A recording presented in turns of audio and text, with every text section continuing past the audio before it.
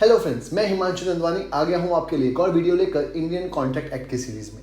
आज के वीडियो में हम लोग समझेंगे कि कब एजेंट को हम लोग पर्सनली लायबल ठहरा सकते हैं। जी हाँ, लास्ट वीडियो में हमने समझा था प्रिंसिपल कौन होता है, एजेंट कौन होता है और कैसे एजेंट जो होता है वो प्रिंसिपल के बिहाफ पे काम करता है। लेकिन कुछ कंडीशंस में ऐसा होता है कि हम लोग प्रिंसिपल को जवाबदार नहीं ठहरा सकते, एजेंट को जवाबदार ठहराते हैं। तो आज के वीडियो में हम लोग वही समझेंगे, when agent can be held personally liable.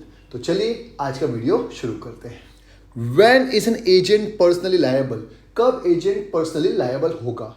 तो सबसे पहला पॉइंट आता है when the agency contract expressly provide, मतलब जब एजेंसी के कॉन्ट्रैक्ट में लिखा हुआ है कि प्रिंसिपल जवाबदार नहीं रहेगा, एजेंट जवाबदार रहेगा, तो हम लोग बोल सकते हैं कि एजेंट इज पर्सनली लायबल। तो वो लिखा है when the contract of agency expressly provides, contract में साफ साफ लिखा हुआ है कि एजेंट की पर्सनल लायबिलिटी रहेगी।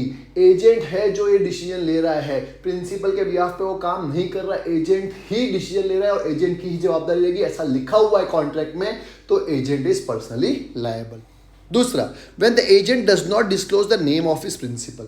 देखिए, जरूरी है कि जब भी एजेंट प्रिंसिपल के बिहाफ पे काम करे तो वो डिस्क्लोज करे, बताए कि उसका प्रिंसिपल कौन है। लेकिन अगर एजेंट अपने प्रिंसिपल का नाम डिस्क्लोज नहीं करता है तो एजेंट खुद ही जवाबदार ठहराया जाएगा। वो लिखा है, देखिए, when he fails to disclose the name of his principal he is personally liable.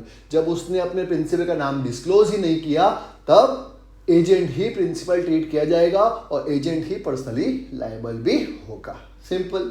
तीसरा, when agent acts for foreign principal, कहने का मतलब जब एजेंट जो है वो इंडियन प्रिंसिपल के बिहाफ पे काम नहीं कर रहा, एक ऐसे प्रिंसिपल के बिहाफ पे काम कर रहा है जो इंडियन सिटीजन ही नहीं है, जो फॉरेन सिटीजन है। वो लिखा है he acts on the behalf of his principal who is resident of a foreign country, the agent becomes personally liable। जब वो एक फॉरेन प्रिंसिपल के बिहाफ पे काम करता है तब वो एजेंट रिस्पॉन्सिबल होगा, क्योंकि एजेंट इंडियन सिटीजन, जो प्रिंसिपल है वो इंडियन सिटीजन है ही नहीं। चौथा, इनकॉम्पिटेंट प्रिंसिपल। इनकॉम्पिटेंट प्रिंसिपल मतलब जब एजेंट ऐसे प्रिंसिपल के बिहाफ पे काम कर रहा है जो कॉन्ट्रैक्ट में एंटर ही नहीं कर सकता। फॉर एग्जांपल, अगर प्रिंसिपल माइनर है तो माइनर के ऊपर तो आप केस करोगे नहीं, तो किसके ऊपर केस करोगे? एजेंट के ऊपर। तो वो लिखा है जब प्रिंसिपल इनकॉम्पिटेंट है तो उसके ऊपर केस नहीं हो सकता, तो एजेंट ही रिस्पॉन्सिबल होगा। वो लिखा है, देखिए ध्यान से, अगर प्रिंसिपल इज माइनर। दूसरा, लुनेटिक। लुनेटिक है मतलब जो नशे में रहता है, वो अपने डिसीजन नहीं ले सकता खुद। तीसरा, he is a foreign sovereign, या फिर फॉरेन रिप्रेजेंटेटिव है या फॉरेन एम्बेसडर है, तो भी उसके ऊपर केस नहीं होगा, एजेंट के ऊपर ही केस होगा।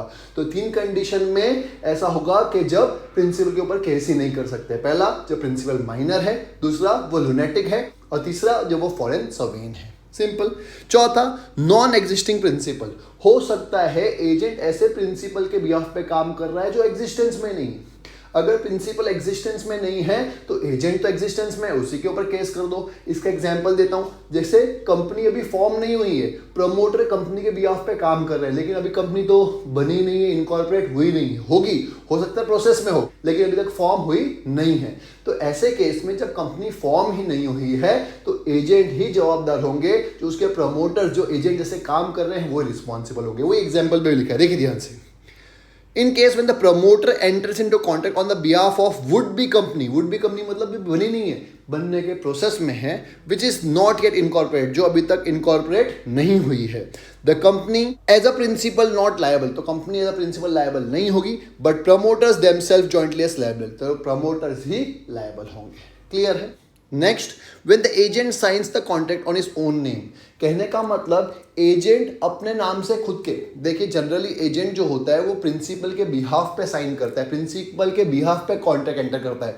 लेकिन अगर एजेंट ने खुद ने अपने नाम से कॉन्ट्रैक्ट एंटर किया है, that is he science on his own name, तो यहाँ पे एजेंट ही प्रिंसिपल है, वो किसी के बिहाफ पे काम नहीं कर रहा, खुद ही काम कर रहा है, तो वहां पे एजेंट ही रिस्पॉन्सिबल होगा, एजेंट ही पर्सनली लायबल होगा। Next, when the agent acts beyond his authority, देखिए अगर एजेंट अपनी अथॉरिटी से बाहर जाके काम करता है, जैसे when the agent discloses his name that he is agent of a particular principal, उसने ये तो डिस्क्लोज किया कि वो एक पर्टिकुलर प्रिंसिपल का एजेंट है, but fails to say that he has got no authority from the principal, but उसने ये नहीं बताया कि प्रिंसिपल ने उसको क्या अथॉरिटी दी है, या जो वो काम कर रहा है उसकी अथॉरिटी प्रिंसिपल ने नहीं दी। अगर वो ये डिस्क्लोज नहीं करता है तो भी वो पर्सनली लायबल होगा। ऑफ कोर्स इस केस में प्रिंसिपल चाहे तो उसका एक्ट को रेक्टिफाई कर सकता है, बोल सकता है कि हाँ कोई दिक्कत नहीं है, मैंने भले ही अथॉरिटी दे दी थी लेकिन इसने जो काम किया है वो मेरे भले के लिए किया है, तो वो उसका काम रेक्टिफाई जरूर कर सकता है। लेकिन अगर वो रेक्टिफाई नहीं करता है तो एजेंट ही पर्सनली लायबल होगा। सिंपल। नेक्स्ट पॉइंट, मिसरिप्रेजेंटेशन और फ्रॉड बाय एजेंट। अगर एजेंट ने कोई मिसरिप्रेजेंटेशन किया है या फ्रॉड किया है, कहने का मतलब अगर उसने कोई गलत इंफॉर्मेशन दे के कॉन्ट्रैक्ट में एंटर कराया है प्रिंसिपल को, या फिर फ्रॉड करके कॉन्ट्रैक्ट में एंटर कराया है प्रिंसिपल को, तो प्रिंसिपल जवाबदार नहीं होगा, एजेंट ही पर्सनली लायबल होगा। तो अगर एजेंट ने मिसरिप्रेजेंटेशन किया है या फ्रॉड किया है तो agent will be held personally liable. 9th, when the trade usage और customs makes agent personally liable. देखिए कई बार ऐसा होता है कि कस्टम्स या दस्तूर ही ऐसे बन जाते हैं कि एजेंट ही जवाबदार होगा।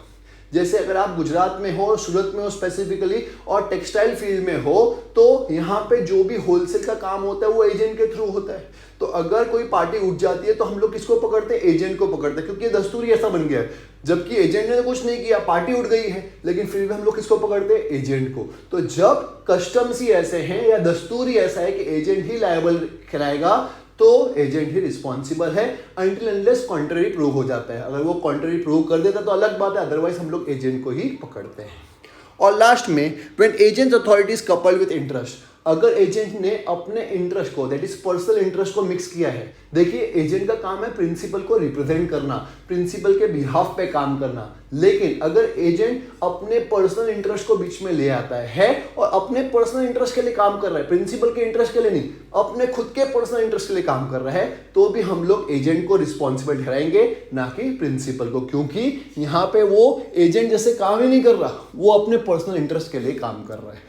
तो भी हम लोग क्या बोलेंगे? Agent will be held personally liable. Simple है, ये सिंपल से 10 पॉइंट्स थे जहां पे हम लोग बोलेंगे कि प्रिंसिपल रिस्पॉन्सिबल नहीं होता, agent will be held personally responsible. मुझे उम्मीद है आपको ये वीडियो पसंद आया होगा और मेरे सारे वीडियोस आपके एग्जाम में काम आ रहे होंगे। अगर आपको भी लगता है मेरे वीडियोस इफेक्टिव है तो मेरे चैनल को सब्सक्राइब करना मत भूलिएगा और अपने फ्रेंड्स के साथ जरूर शेयर करिएगा मेरे वीडियोस को, ताकि वो लोग भी अच्छे से पढ़ सके। मिलते हैं नेक्स्ट वीडियो में एक नए टॉपिक के साथ। बाय।